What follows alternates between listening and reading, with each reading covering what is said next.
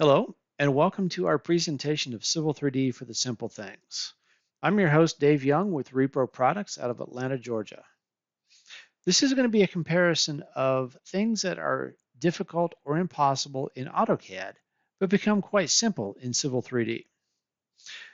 You may have received a flyer about what we're going to talk about, and those things include maps and imagery using real-world coordinates, utilizing your GIS data in your drawings, importing survey points, offset alignments and widenings, pulling contours from InfoWorks and point clouds, and creating profiles, existing ground and design profiles. A few things that did not make the flyer: best fits for lines, arcs, and alignments, curve tools. You get curve information, curve calculator, and curve creation tools in Civil 3D. Kogo geometry. This includes things like creating lines by bearing and distance. And drawing cleanup. This is actually an AutoCAD map function, but is available through Civil 3D. So before we get into the depth of this, let's cover a definition or two first. AutoCAD is a commercial computer-aided drafting software application. This is nothing more than what we used to do on paper, doing it on the computer, drawing lines, arcs, and circles. Civil 3D, on the other hand, is a design and documentation solution. You're not just drawing lines that represent the edge of the road, you're actually creating a road, and it has intelligence to it. And that distinction makes Civil 3 much more powerful for us.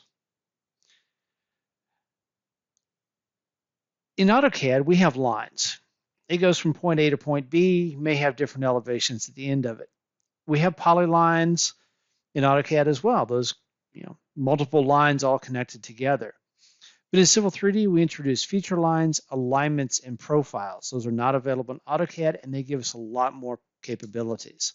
Polylines and feature lines are different as well. There's some things you can do with feature lines you can't do with AutoCAD polylines, such as elevation points in there.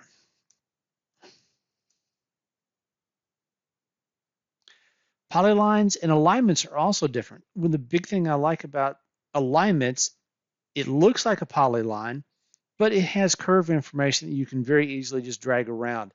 Very easy to modify an alignment, even if it's just for an edge of pavement. And from these alignments, we can actually create automatic widenings around curves, and we can create offset alignments with widenings. This is not just offsetting the centerline polyline, but it's attached to the centerline alignment. If our alignment moves, so does the offset alignment. Very, very difficult to do something similar in AutoCAD. So let's actually now dive into and see some of these differences. Let's dive into using maps and imagery with real-world coordinates. So in AutoCAD, this can be rather difficult. So I come in here in regular old AutoCAD, non-Civil 3D, and the command to turn on the aerial imagery provided by Bing Maps is GeoMap. And when I type that in, it's going to tell me no geographic location defined. So I have to define it. Okay. Command for that is just geo. And we'll do that from a map. It allows us to pick a location. And this happens to be our office in Smyrna, Georgia. I can come in here. What I got to do first is actually drop a marker. Easy enough. It knows the latitude and longitude based off the Bing Maps. We're okay. You can search and find your own location. Next, it's going to want us to pick a geographic location or coordinate system. So I'm going to pick Georgia 83 west feet out of the NAD 83 reference system. Double check my time zone. For some reason, it's set to central. It's actually eastern. We can set our units to feet. Go ahead and reset the drawing to match. And now it's going to ask for a location of that coordinate of the corner of that building. I have to type in the actual state plane coordinate value or pick the end of a line for the building or something like that, or just accept 0, 0. Just type that in and pick a north direction. Let's go with 90 degrees. And we'll give it a second, it'll load the map in here. We can zoom in, find the corner of our building here. The drawback is that coordinate value is 0, 0. It's not anywhere near where it is in the real world. I have to know the coordinates in vanilla AutoCAD. However, let's do the same thing in Civil 3D. Type in geo map, and it says no geographic location defined. Well, Civil 3D understands coordinate systems. So I'm going to go into my tool space, go to the settings tab, and I'm going to right click and edit drawing settings on my current drawing. Here I can type in my coordinate system.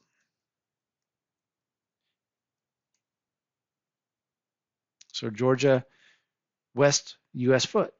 Hit OK. And then we can turn on the geo map, turn on the aerial imagery, and there we are. Zoom in here, and if I look, let's just do an ID on the corner of that building, approximately. We see our coordinate values are in the, X is 2.2 million, and Y is 1.4 million. That is the correct location for this building in the Georgia State Plane Coordinate System. I didn't have to manually set anything. It just knows where it is.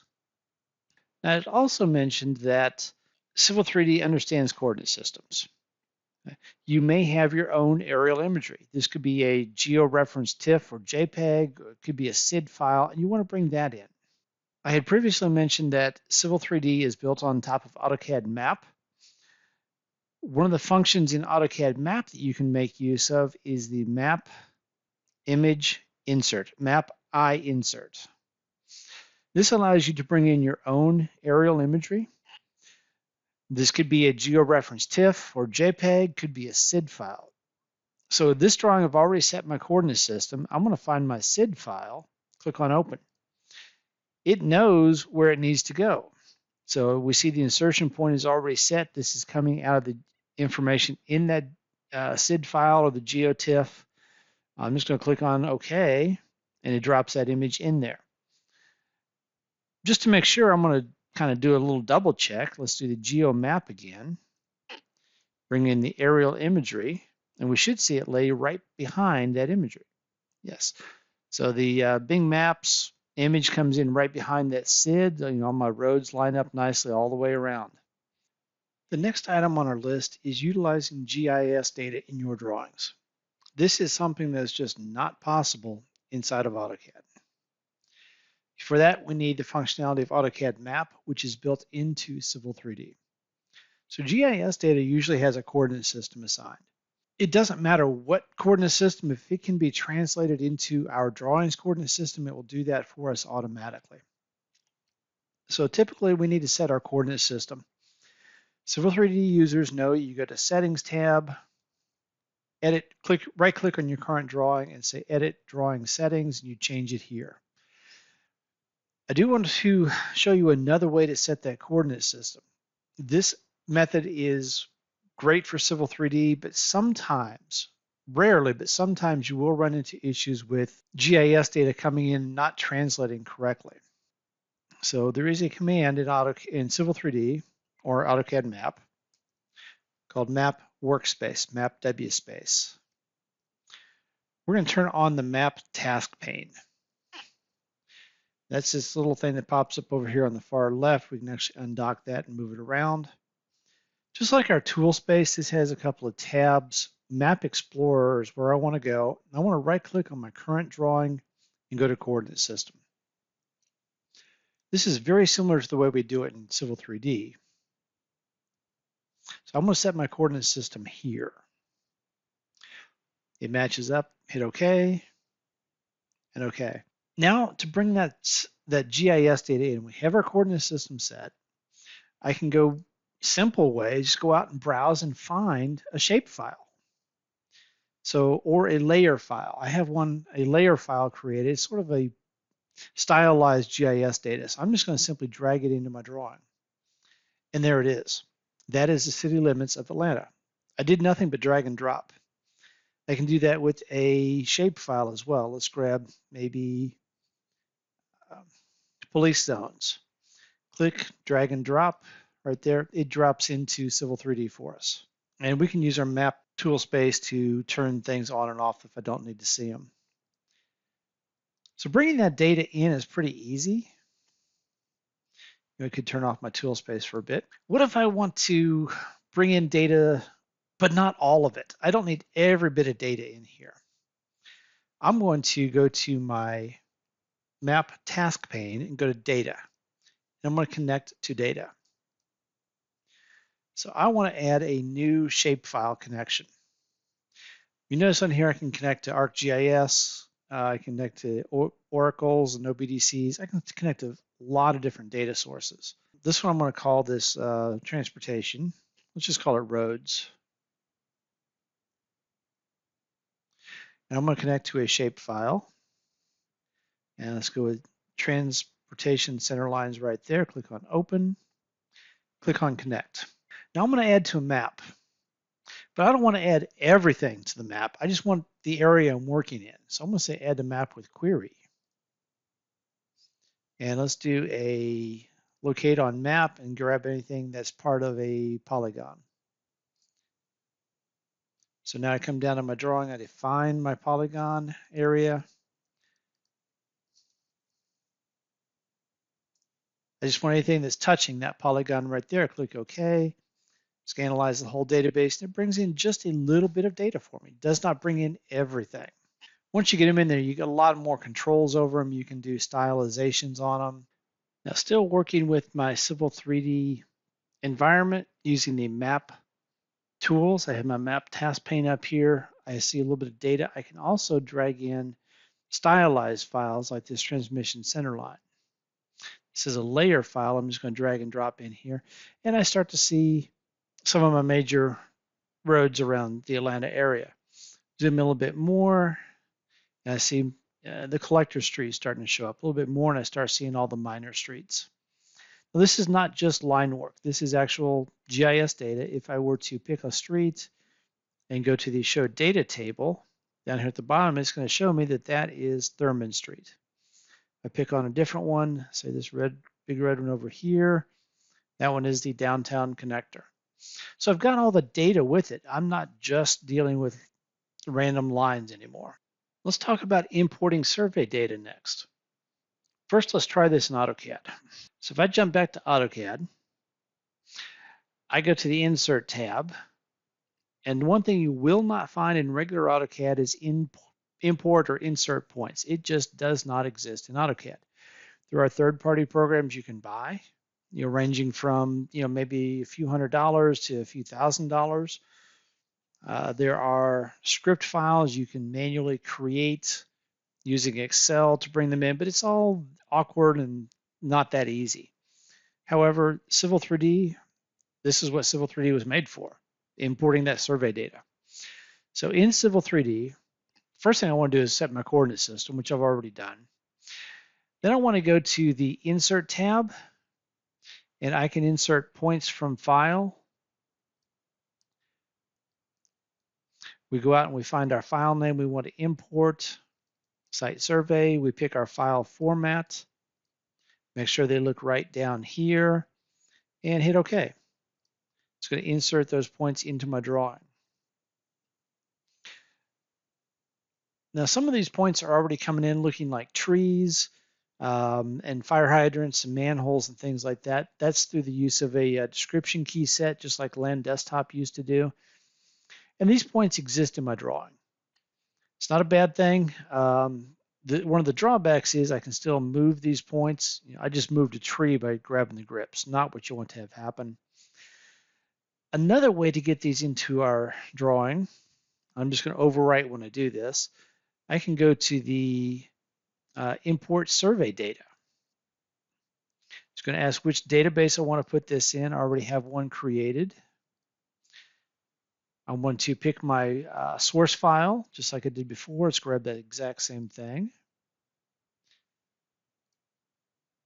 Pick our file format. Notice this PNEZD is already highlighted. It recognized it a little bit better than the just import points did. Don't have a network to put it in, and I want to make sure that my insert figure objects and survey points are checked, as is process line work. If you code things correctly in the field, when you bring this data into your drawing, everything should come in and it will already do my line work for me. So there's my curbs and my gutters and my points and or buildings and sidewalks and everything you might have coded in the field. Just to make sure that looks good, let's go over to our geolocation tab. Let's turn our map back to aerial, make sure it looks about right. Pretty darn close. Now I will say that since the survey was done, they redid the road out in front. But let's talk about bringing in contours from point clouds and InfoWorks. So I'm going to start with the point cloud. Here's a laser scan, terrestrial based. This could be LiDAR as well. I like using this one because we do have trees and buildings and things in here that might not be in a LiDAR file. So I've got basically a scan around the front side of this house. And I want to create contours from that. So back over in my Civil 3D, I will import that point cloud. It's just simply going to insert, and we're going to attach a point cloud just like you would an XREF, and it's in here. So I can select that point cloud, and the contextual ribbon gives me create surface from point cloud. There's a tool specifically for that. And this works on LiDAR data, aerial stuff, or works on terrestrial based. You can even do this from drone imagery. So first thing is surface creation, just like we've always done in Civil 3D. Just call that one EG. Pick my styles. Point cloud selection, I can do the whole thing. I don't want to in this case, because there's extraneous points around the outside I don't need. I'm actually going to use, pick a polygon that I've got created in here. That's a good boundary. Let's see, do a polyline, grab that one right there. Okay, now it comes up, it found, 54 million points in that area, quite a few. I don't need to do the default distance between points. I'm gonna do this a little further apart. The distance between points is the accuracy. The closer they are, the longer it's gonna take to process. So I'm gonna do about 3 feet between them, roughly. Let's go next. And here we have our point filtering. I want to do the Kriging interpolation. It's going to do a pretty good job picking out ground points, leaving out trees and cars and people and things like that. So we create surface. It's going to do it in the background so I can continue working. And we're going to give it a few seconds to do this. Shouldn't take long. And while I was working on that, it's already done. I can just turn off my point cloud. And here is my surface to work with. Not bad. Let's take a look at that in Object Viewer. I did have the point cloud selected as well, and did a pretty good job picking up the the hardscape stuff. The spots where there's grass, I might want to use closer together points to get a better shot of that. But did a good job on the cul-de-sac. And then we can come in and add boundaries for let's grab our building right here. Surfaces, let's add a boundary. Call that one a hide boundary. Okay, hides the contours there, and then we want to take this polyline and add that as an outer boundary. It's kind of the limits of what I really truly scanned. And one last shot, take a look at our surface in the object viewer. That looks a little better. So creating those from a point cloud is relatively simple. So now we want to take a look at getting our surface and maybe even some preliminary design data from a program called InfoWorks. I don't know if you've seen it. If you own the AEC collection, you have access to it. You can make use of it. InfoWorks is a conceptual design tool. It's kind of like GIS data in a SimCity environment.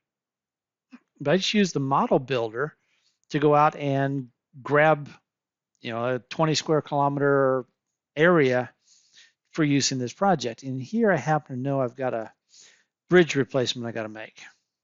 So here's the old bridge that's fallen down. They're going to want to put in a new road, come over here and drop in a new bridge. So far, this is all of the conceptual phase, but I need some place to start from. I have absolutely no data yet. I haven't sent the surveyors out. This is a good place to get that data. So I built my InfraWorks model. It took me about 10 minutes to get to this point. Then I can go back to Civil 3D and let's open up. I think I've got something with the coordinate system already set.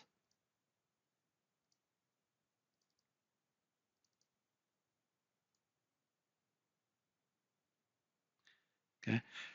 And I happen to know, I brought in the aerial or the road map, so I know this is the area I want to work in. Here's that creek I'm crossing right here. We'll turn off our map. So I want to go to my Insert tab, and I want to open an InfraWorks model. And I found it works best if you close InfraWorks first. So then we can bring in our model. We go out and browse, we find it. It's going to know the coordinate system of the model, knows the coordinate system of our drawing. And I want to actually not use the extents of it. I want to do a smaller area perhaps. So I'm going to select an area. And I'm just going to pick this corner right here. A little smaller area, probably bigger than I need, but that'll work. Give it a second to do this. And then I want to actually refine my selection set a bit. I don't need to bring in everything that InfraWorks has. So I'm going to refine the selection set. I'm going to bring in my existing ground. I want to bring in my design component road. And I can also bring in all of my bridges as well, and tunnels and other things. So we'll hit OK. Let it do its thing for a second. It's going to import 16 entities in this case. I get some errors, so don't worry about them. And I have a Civil 3D surface here. Didn't look like much in InfraWorks, but I see some pretty tight contours in there. We'll turn that back off. And here I have contours. I didn't do much. I went to InfraWorks. I used Model Builder, created a model, and brought that into Civil 3D, and I've got some preliminary places to start. Creating existing ground profiles and finish design. In AutoCAD, you can draw a line or polyline that represents your finished ground, but where does that data come from? It's going to be very difficult to gather that data. Creating an existing ground profile is so easy in Civil 3D. So I'm going to continue working in this file. Let's just come up here a bit. I'm going to do nothing more than draw a line. Point A to point B. Okay. Civil 3D has a tool called Quick Profile. And we pick our surface we want to sample. We have to have a surface. Hit OK. And let's just drop it in off to the side somewhere. And there we go. There is our profile underneath that line. If I were to split my screen, got a profile on the right-hand side. If I move that line, just move the line around a little bit and move the whole line, grab a grip, whatever, our profile is going to change. So it's constantly reading what's underneath that line.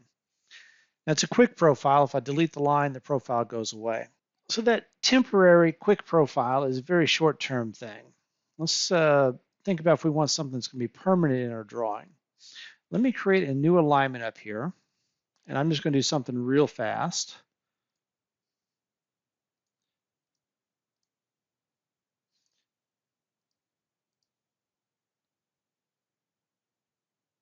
Just make that look a little better. So there's our alignment. I want to create an existing ground profile here. So I'm going to pick the alignment. I can go to Surface Profile, sample my existing ground surface from InfraWorks or from survey data if you have it. I'm going to add that, say draw it in Profile View, and stick this one off to the side. Okay. So there's my existing ground underneath my alignment. And I'm going to real quick just make this look a little bit better. Change our vertical exaggeration here. Let's say I want to do design profile for this. I'm replacing a road. I want to level it out a little bit, fill in the low spots, take out the high, or it's a brand new road. Doesn't matter which. From here, I can go up to Profile and create our profile creation tools. First thing it wants to know is which profile view. So I pick that profile view and I can give it a name. Let's just call it FG. Hit OK. And now I get my profile creation tools. There's lots of ways to create this. I'm just going to real quick check my curve settings. Let's go, set my vertical curves, maybe about 300 feet each. And then I'm going to come back tangent, tangent with curves. Like I said, there's many ways to create these, but we're just going to use this method for now. I'm going to pick a start point. And just as with my alignments, I'm just going to kind of put something in here close. Let's see, turn off O snaps. Let's go down to about there. Now, I know this isn't a perfect design, but enough to give us an idea of what's going on. And we'll snap back to the existing ground over there. And there is an existing ground profile. Or I'm sorry, proposed ground. And my roads are a little steep. You know what? I can just grab a grip and move it up, flatten that out a little bit. Now instead of 10%, we're at 8%. Still a little steep. If you'd actually seen this countryside, you'd understand why. But creating that is pretty simple. If I need to change it, great. I don't have to worry about, if I'm drawing it in AutoCAD, I have to worry about vertical exaggeration, matching the scale. Here, this being Civil 3D, I can just change the scale. So right now, my horizontal scale is 1 inch equals 40. We can change that 1 inch equals 50. We can change the vertical exaggeration very quickly. Let's go 1 inch equals 5 feet. It's going to make it much steeper looking. So those tools are available only in Civil 3D, not available in AutoCAD. So it makes it so much easier. We started off this exercise by bringing in data from InfoWorks, my preliminary design road. If I were to grab that alignment, I can create a profile view for it. Since it was already created in InfoWorks, it has everything it needs. Yeah, everything's already there. Let's just go ahead and hit create profile and throw it in over here. So here's what we had designed in InfoWorks. No need to recreate everything. I did a little bit of work in InfoWorks and I have it here in Civil 3D. One of the nice things I can do about this, I can actually find, let's say, my bridges. Let's select it. One of the tools it should give me, let's go modify profile, and there is a project objects to view. Let's drop that bridge I selected into here, into that profile view, and that bridge is now it is showing up in InfoWorks. I'm sorry, in Civil 3D. Designed it in InfoWorks, it's showing up in Civil 3D in the profile view and plan view. Now, the one drawback is if I make design changes in Civil 3D, I have to re-import those back into InfoWorks. But I'm saving a lot of time without having to recreate everything by doing that. So now we're going to talk about offset, alignments, and widenings. Many, many uses on these. Let's jump back over to our Civil 3D drawing. I'm just going to continue working with this alignment up here. Let me actually change our surface style a little bit. Those are 10-foot contours. I'm going to drop those down to 25. Might help make it a little more visible. You know what? I'm just going to turn that surface off. Might be easier. There's a style up here called no display, and we'll still see what's going on. So I'm working with my alignment. So over here, I can take my alignment. I can do a regular old offset command. This is a standard AutoCAD offset. I want to define my edges of pavement. Let's say that road is 15 feet on each side, 30 foot wide. So we'll just offset that on both sides. Looks good, right? Those are standard AutoCAD polylines. If I list it, it's a lightweight polyline. And that works. I've defined my edges of pavement. The drawback is if my road changes in any way, the offset lines don't go with it. Okay, those are just standard generic vanilla AutoCAD polylines. I'm going to delete those. And I'm going to create instead an offset alignment. So pick the alignment. It gives you the tools you need, one of which is the offset alignment. Here we get to pick number of offsets and distances. I'll still go with that 15 feet on each side. Hit OK. Looks exactly the same, right? However, if I were to grab a grip and move it, look what happens. My edges of pavement go with it. So I don't have to stop and recreate anything. If I need to change the widening on this so big trucks can go around this easier, I can just click the offset alignment and say add automatic widening. It's going to want to know a criteria file. I did not set one.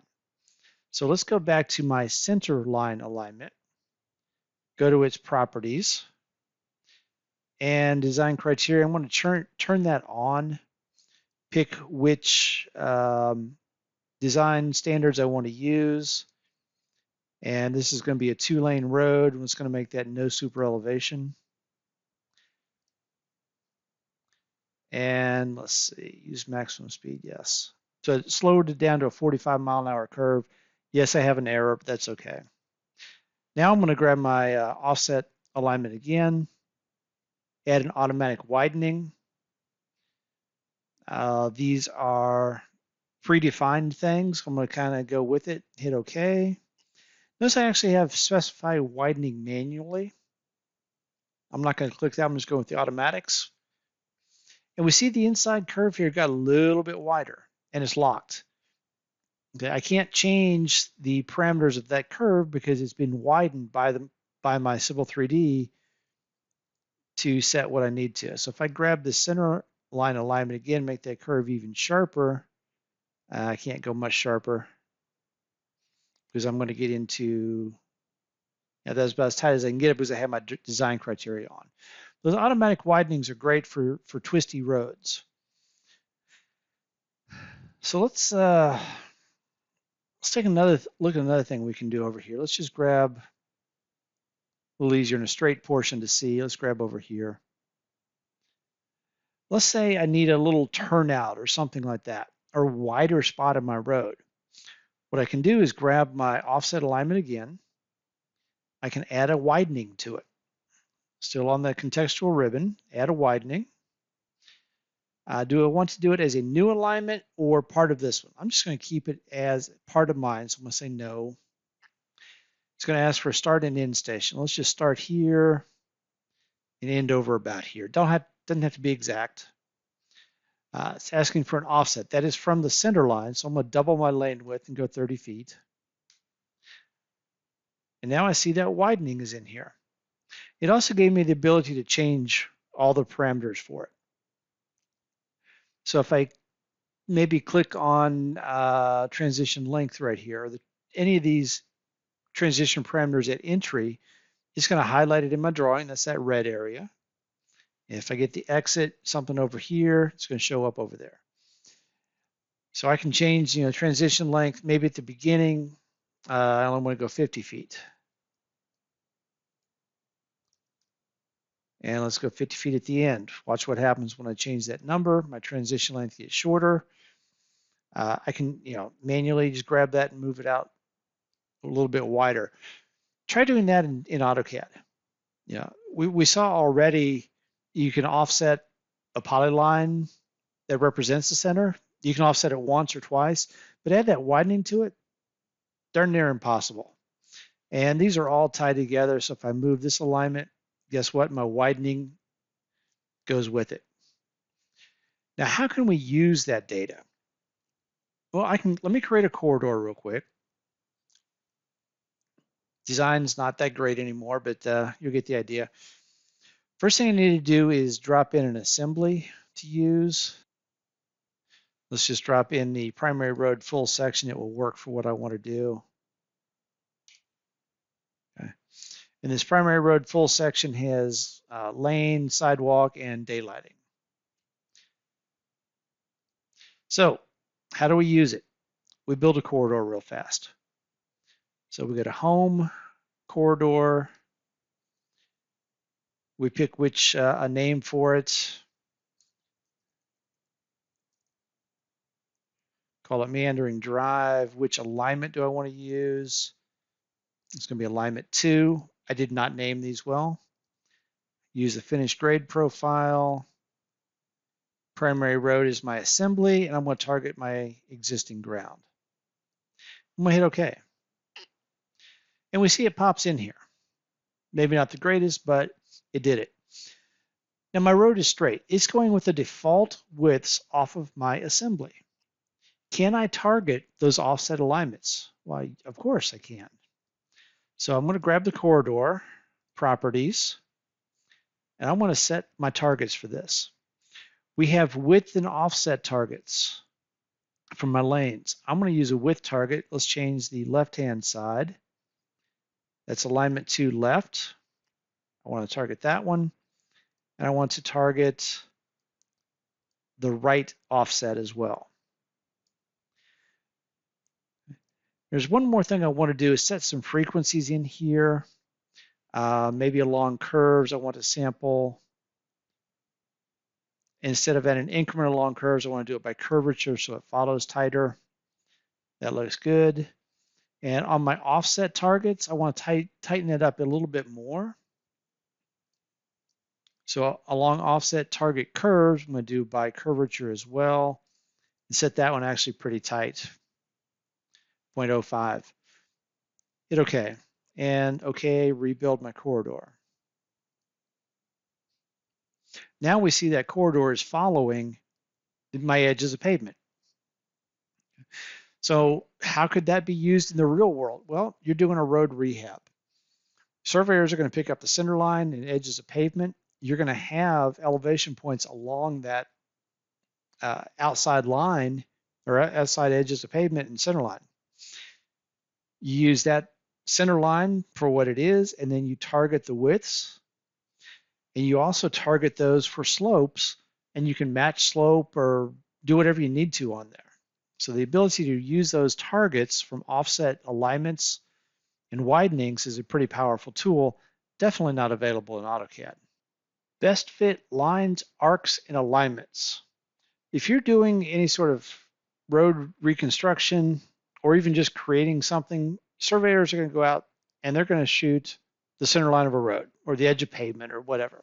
If it's a gravel or dirt road or even a broken up asphalt road, finding that center line might be difficult. And I want to create a good alignment or line even for what they've surveyed. And just looking at this, we can see those aren't exactly perfectly straight line there. That's where the best fit tools come in. So we've got 3 different tools we can use. Under alignment, we can create a best fit alignment. Now, it might be better to create just best fit lines and arcs first, and then let Civil 3D turn that into an alignment. Under the Draw panel, there is the Create Best Fit Line, Arc, and Parabola. Let's just do a line. They all work the same. And I can do this from COGO points. This is point number, certain number points. I could do it from entities. It could be a block or something. From AutoCAD points is what I'm going to use right here. I'm going to hit OK. And I want to pick all those points I want to use. And it shows me a best fit line down through the middle there. they're not all right on the line. They're kind of, on both sides of it. Let's go ahead and hit enter here because that's all I want to pick. Now I get this lovely regression graph. Okay. What I'm looking at is the offset to entity over here. And I'm going to see any that just stand out as being pretty far off. Maybe I want to exclude those. Surveyor's just picked up a wrong point. Look at my graph down here at the bottom. I can kind of see what's going on. It looks like maybe that one right there. Unfortunately, I kind of got to just pick on it until I find it. And sometimes that can be a little difficult. Let's see if that was about there. Let's go this point right there. 2.34 feet off from the entity. I can exclude it. I'm just going to redraw my graph. That looks a little bit better. And maybe this one down up here is off. That's probably this minus 2.68. Let's exclude that one. And we start getting a little better fit as we go through here. And we can pass through. We can actually assign more weights to some of them. Maybe it's a little more important than the others that we go closer to that point. That can all be done here. And when we're done, we just save it, close our window, and there is our line that is a best fit. Doesn't really go through any of them, but it does go down through the middle of all of them. So that is a neat little tool that's in Civil 3D, not in AutoCAD, nothing even close to it in AutoCAD. Like I said, we can do that for arcs and parabolas as well, or we can create an entire alignment from best fit. If we want to create line work or arcs in Civil 3D, it's relatively simple. If we want to do this in AutoCAD, it's much, much, much more difficult. What do I mean by that? Well, if I want to draw a line by bearing and distance, let's say I want to go, from just point here on the screen, I want to come over, north 80 degrees, 23 minutes. What angle do I input in here? I could turn on my dynamic input and go to angles, but what angle is that? Well, it's going to be 90 minus 80 degrees, 23 minutes. And if throw some seconds in there, that gets kind of confusing. So it does become rather cumbersome, but in Civil 3D, this makes it actually pretty simple. There's several ways to do this. We can actually bring up our Kogo input box. So just type in, when it's asking for the second point, I put in a tick, map Kogo. Now I get up and I can put in any method I want to and go, bearing and distance. I want to start back over here. I want to go to the northeast quadrant, 80 degrees, 23 minutes, and I want to go 550 feet, calculate it, and say create a point there. And I drew a line that way. It works. There's better ways. Let's just draw a line, regular old standard AutoCAD command, pick my first point, and I have my transparent commands over here, one of which is bearing and distance. So I can click on that. It's going to ask for a start point again, not sure why. Our quadrant, let's go to the northeast, which is the quadrant 1, or I could have clicked bearing 83 degrees, 20 minutes, 15 seconds, and 564 feet. And it's still going to be in the bearing and distance method. I can hit escape one time. I'm still drawing the line and actually come up here now and I can change maybe to a deflection angle. So maybe I'm going to start here. It's asking for an angle. Notice this is the line before it. Let's go an angle of counterclockwise 15 degrees, 23 minutes, 18 seconds for about 250 feet. And don't know why I didn't get it, but we get the idea. Okay. So you just use any of these transparent commands while you're doing regular AutoCAD drawing commands to get what you need. They also work, if you're drawing an alignment, you need it to go a certain bearing and distance. Works for parcels. There's tools over here for doing things with profile views as well. You can go in a profile view, go a distance and a slope or grade. A few other Kogo tools. If you come up here, draw a line, you can create a line. We also have all these other things, which are some of which are in the transparent commands. We can draw a line by latitude and longitude, by azimuth, by deflection. So now if we want to go counterclockwise, we're going to do that. Angle is 15.2346, about 250 feet. That worked better for me that time. Now, how do I know I did it? Well, let's just grab a simple object. We're going to throw in a line and curve, and I want to label that with bearing and distance. Let's add it to that one, add it to that one. So there's that first one I typed, and the second one. Let's take a look at some of our curve tools while we're talking about Kogo. We go to Home, we go to our curve tools, and there is a curve calculator. This will allow you to basically fill in any information that's missing off of a curve. If you're drawing it by arc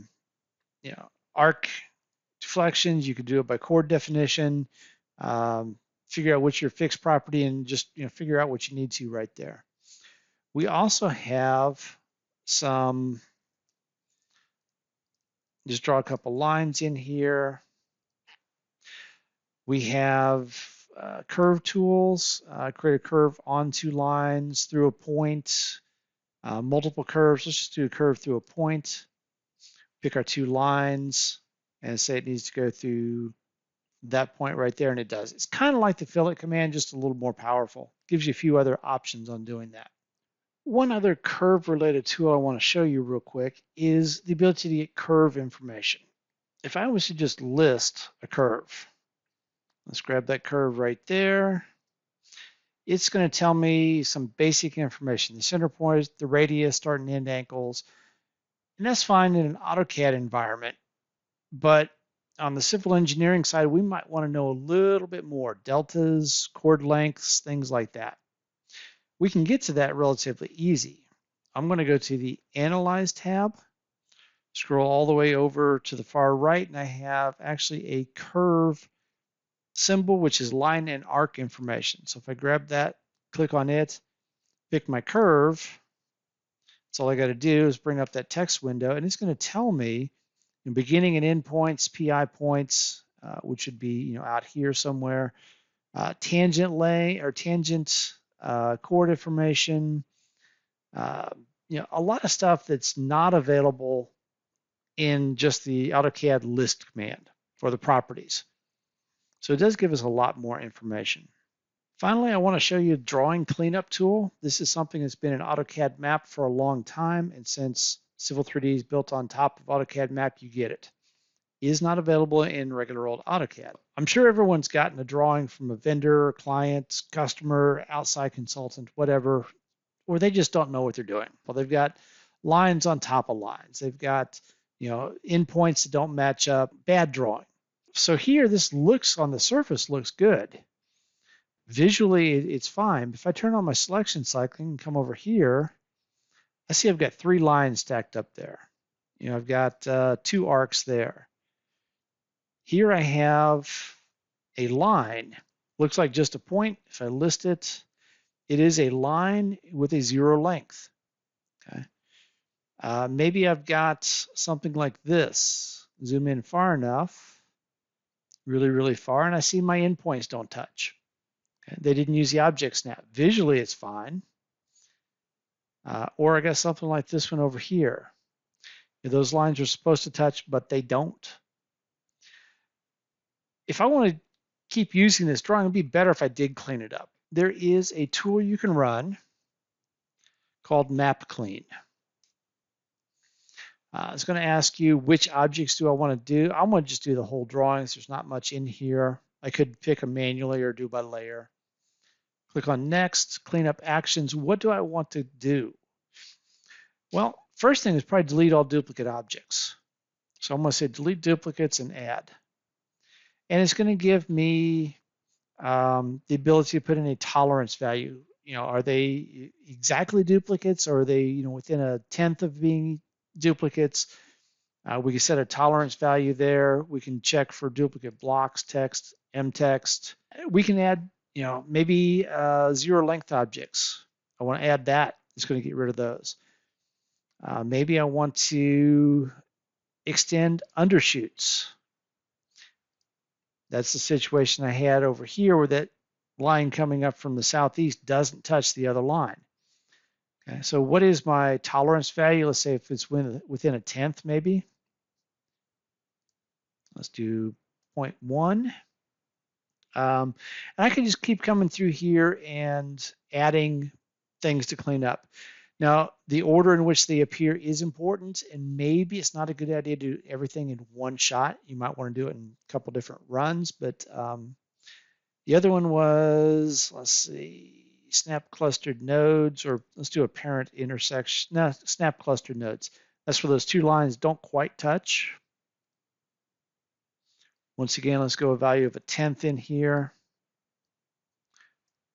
0.1. There's other things I could do. Let's just go with those for now. Hit next. What do I want to do with I want to modify the original objects, or I could create all new objects, delete the originals and create new ones. Let's just modify the originals. We can actually use this to convert lines and arcs to polylines if we wanted to. Lots of tools we can do in there. Let's hit OK. And let's see, we see that we modified 7 objects, deleted 4, and created 1 new one. So let's go see what happened. So if I come back over here, remember I had objects stacked up. Here I only have 2 lines. Those aren't within my tolerance value for being duplicate. Here I had 2 arcs, now I'm down to just 1. Let's see, hopefully these actually got joined together. Yep, I can't go in anymore, so that snapped those clustered nodes together. And the other one was extend undershoots, was this line right here.